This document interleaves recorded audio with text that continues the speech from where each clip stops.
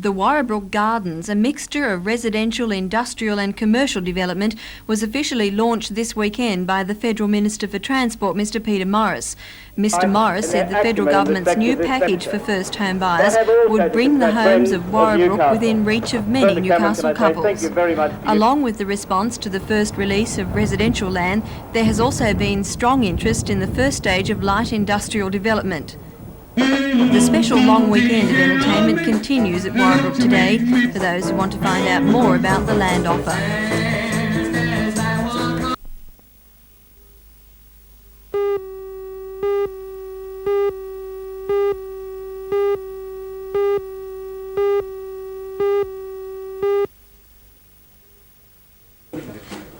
With hospital budgets falling short of the mark, fundraising events like the annual Fate and Art Union take on a special importance.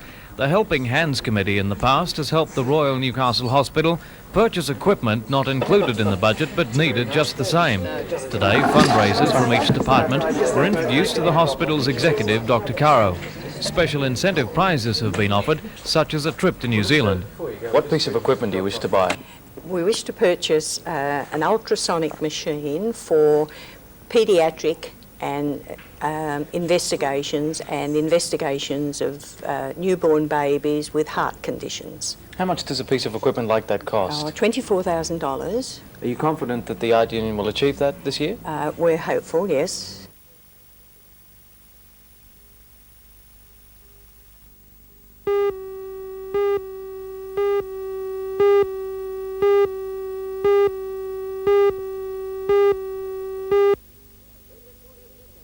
We bid 1450. At 1450. We bid 1450. Done. Now in its 21st year, the annual Whitman Stud sale is a good indicator of the state of the rural economy. The stud is one of the most highly regarded in the state, and the cattle being offered today were good examples of how quickly the country can recover. Primrose. These heifers brought an average of $1,140. Take testing calf to governor. The 52 bulls offered today were amongst the heaviest Wootton has offered for some time. Yet they were born 2 years ago, when the country was at its dry. However, the buyers who looked them over today agreed they were fine cattle, and they paid prices which proved they believed what they said. The top price for a bull was $3,900, and the average $2,081, almost double last year's average price. The owner of Wootton, Mr Bill Bishop, understandably pleased, said he thought it was the country's turn for a good season. Over the years, you have your turn, and eventually it comes up all right. And this seems to be the country's turn this time. Yeah, I think the country looks like having a good season and reasonable prices in the future.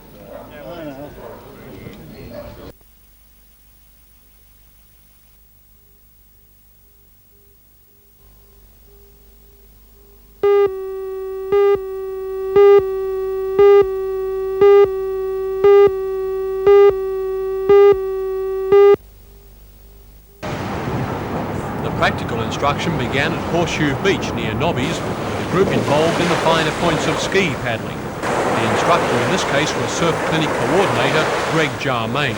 Armed with a video camera, Greg remained on the beach recording each paddler's form. What we're doing is using the actual video camera to capture their techniques on film, so that when we go back to the clubhouse, the talk about the theory of the techniques won't be so dry. We can use their performances to analyse what they're doing right, what they're doing wrong, and so maybe hopefully help their coaching. In the long run, and that's the way surf lifesaving works, the contribution of competition, of course, brings the manpower into to the surf lifesaving movement, and so indirectly contributes a great deal towards the lifesaving itself. Of course, at Merriweather Beach here we have different aspects. What are we looking at here? Well, we have 4 areas of the clinic being dealt with so far this weekend. There's R&R, or rescue and resuscitation. There's surfboard paddling, surf ski paddling, which we were doing at the other beach, and boat rowing. There's about 50 people here altogether, and they're getting the benefits from the likes of this current Australian coach. The interest that's generated at these things usually is ongoing. Speedo have been involved in promoting these activities for a few years now, and we always seem to get a good reaction from the areas we attend. We're mainly here to help them develop their coaching abilities and so help them to go into their own clubs and develop the competitors, whether they be advanced competitors or beginners. You know, the whole idea is to promote the movement. Okay, that wasn't too bad. The only thing is, with that lay of the patient, it's got to be careful. It was fairly awkward the way it came down, but we're starting to get the idea of it anyway. That was good.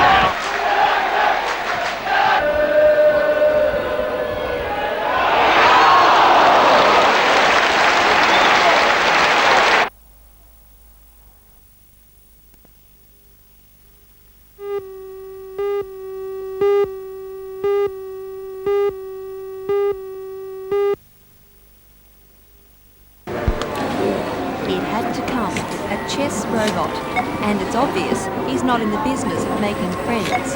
His game is quick, decisive, and absent of any signs of stress or strain. The robot, which is made by a German company, Novag, has many enviable qualities for a chess player. It has memorised millions of moves and combinations, and each of its games are different. If you prefer not to match wits and sit back and watch it play, the robot will demonstrate the games played by some of the world's top chess players. To that end, it's a teaching aid. But there are some things about this chess player that can be quite annoying, like the way it hovers over one of your pieces to give you an idea of what's in store, and then comes back for the kill. If that's not enough, the robot has to make a song and dance about it too. Put up with all that, then there may be some advantages in having a chess robot around the home at a cost of $2,500. The advantage is to have your phone available anytime you wish. You're not depending on a neighbor or someone that might have a game of chess with you. You have them all at your fingertips.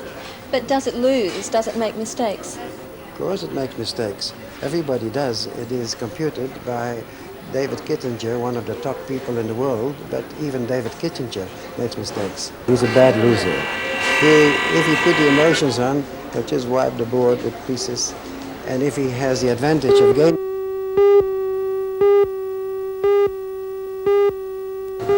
Well, why would people go to so much? There were times last year and earlier this year when it seemed the giant shovels and trucks might never growl into action at Drayton. For 9 months, the $200 million project lay idle as the coal industry unions argued for job protection in the face of a declining coal market. Finally, though, in May this year, the mine workers won some concessions from the government and the mining industry, and Drayton came to life. The open cut is still labouring under some restrictions. One of the points won by the unions was that Drayton should produce coal on a single shift basis only. Ideally, the company wants 2 shifts on coal production, 3 on shifting overburden. Even so, this financial year, which for Drayton ends in March, 800,000 tonnes of steaming coal will be mined for shipment to overseas power stations.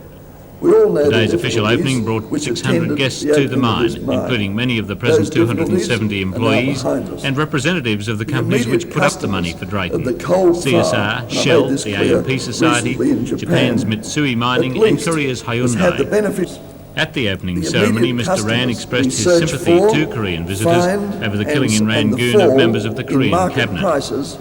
Fresh from a week in Japan, the Premier had a clear message for the coal industry. It's equally essential that we maintain our restored reputation as a safe, stable, reliable supplier of what unquestionably is amongst the best coal in the world, won by men who are unquestionably the most skilled miners in the world, with a better production rate than any other workers in the world. The history of Drayton is a reminder that the world does not owe Australia a living. There's no doubt in my mind that the industrial instability and consequential port delays in the past cost Australia dearly in coal orders and cost Australian miners dearly in job creation and security.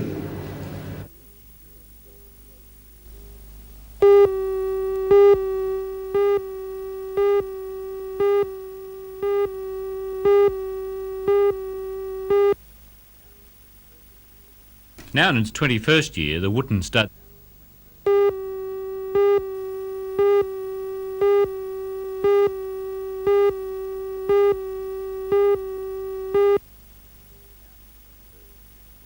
Now in its 21st year, the Wootton Stud's annual sale of poll Hereford cattle is a good pointer to the prices of quality beef. This year, both the stud heifers and the bulls being offered were good examples of how quickly prime cattle can take advantage of improving pasture conditions. The 21 stud heifers sold for an average of $1,140. The last time Wootton offered heifers for sale, the average price was $725. The 2-year-old bulls at the auction were amongst the heaviest seen at Wootton for some time.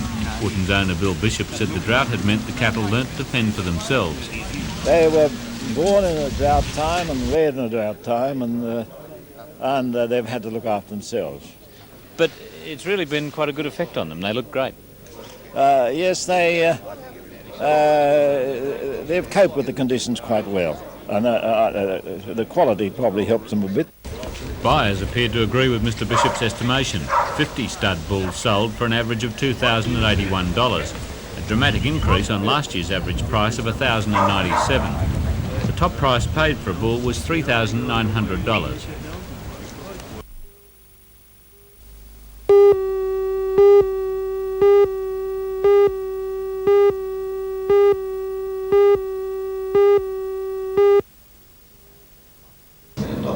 At a news conference associated with the board meeting, the New South Wales chairman of the society, Mr John Crane, estimated the AMP's direct investment in the Newcastle area at $300 million. Mr Crane described the society as the largest coal miner in Australia and the biggest cattle drover.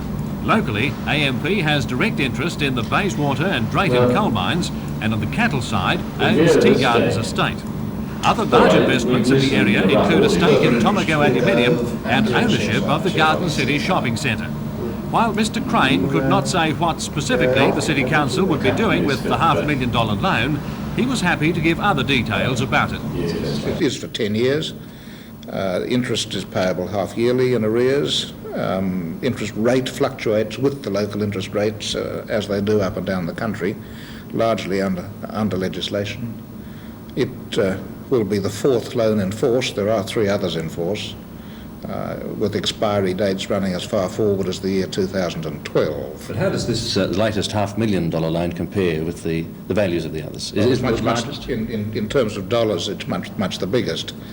But in terms of real dollars of 20 years ago, it's perhaps not quite so much the biggest.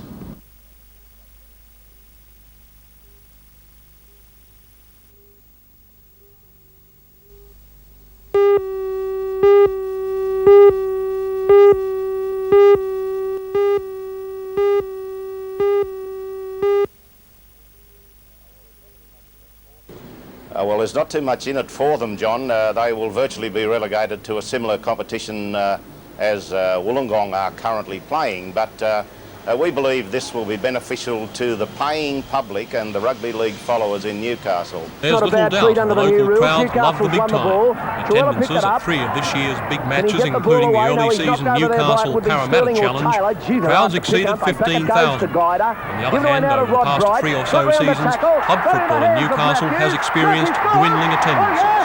So is this the sort of football, Newcastle versus the best, reality for 1985? Another important question is, if Newcastle is admitted to the Sydney competition, will it be competitive? Currently we haven't got the money. We have been made quite a number of promises. We have studied closely the amount of money that we expect a Newcastle district side in the Sydney competition could get through the turnstiles. considering that they would be playing in a 14-team competition.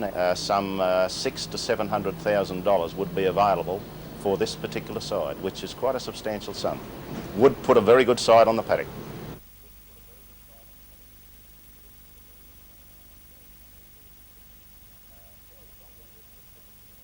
Fairly strongly with the Sydney City clubs. Manly, Parramatta perhaps not quite up to their standard.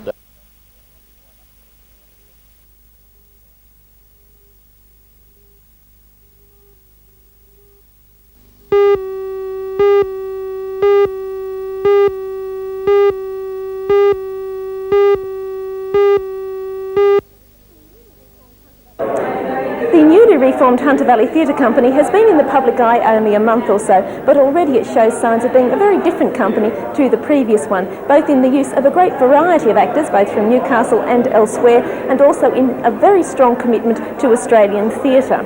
I asked the artistic director of the Hunter Valley Theatre Company whether cooperative ventures were going to be a new part of his reign. New Sky's a totally imported venture. This is a little bit unusual for the company. In some ways, yes, but I hope it will be a permanent thing of the company in the future. As well as the company generating shows here in the region, I think it's very important that we also bring in the best of outside shows. And I think it's very important that new artists get the opportunity of creating their own shows. Now, not many people have the courage to do that. It takes enormous courage, enormous imagination, and I want in the future this company to be a situation where people can bring their shows to Newcastle and show us a whole variety of things. Now, in the season that we have here, until the end of the year, we have a tremendous variety, starting with removalists and now New Sky, complete change of pace, then going to Molly Morgan and ending with a bush show, the Cocky of Bungaree. So we're offering the Newcastle public a tremendous variety in those 4 shows.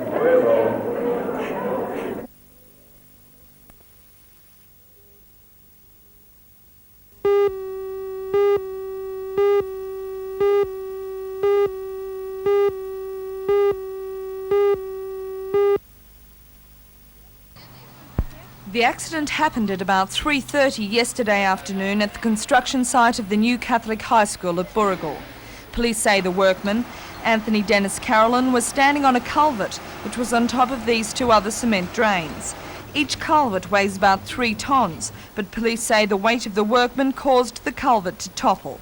It's believed he tried to jump, but the culvert landed on top of him. Fellow construction workers worked feverishly to free the man, but they found he was dead when his body was eventually dragged from beneath the cement block.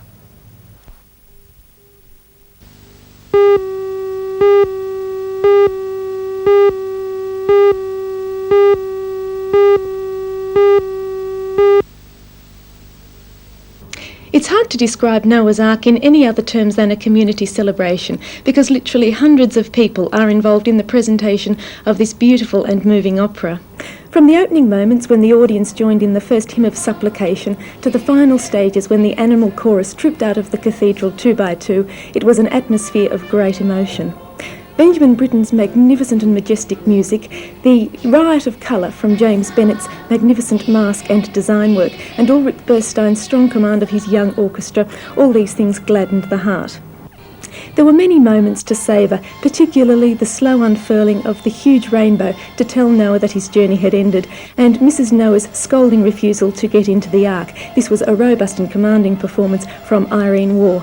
But perhaps best of all was the storm scene, when the voices of young children emerged from the deluge of sound to sing a beautiful hymn asking for safety from the raging seas. Well, all wasn't totally perfect. The acoustics in the cathedral aren't exactly the best, and this hampered some of the young soloists and Robert Bickerstaff's otherwise noble Noah. But even that flaw, which would have been a great one in another opera, couldn't mar the sheer beauty and joy and just great uplifting spirit of this beautiful occasion.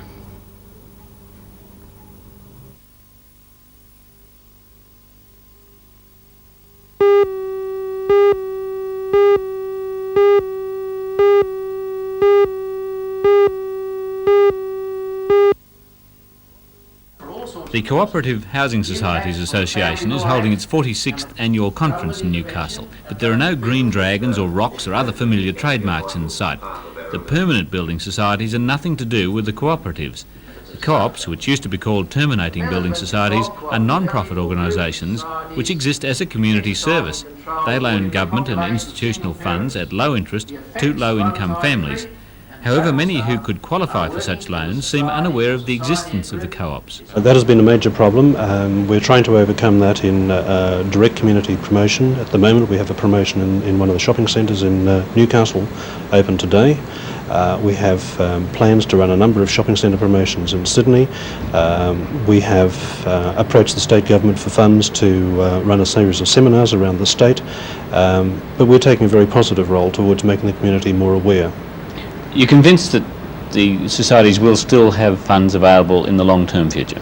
Oh yes, societies do in fact take a very aggressive role in terms of fundraising. They've been very, very well supported, particularly in the last year by banks.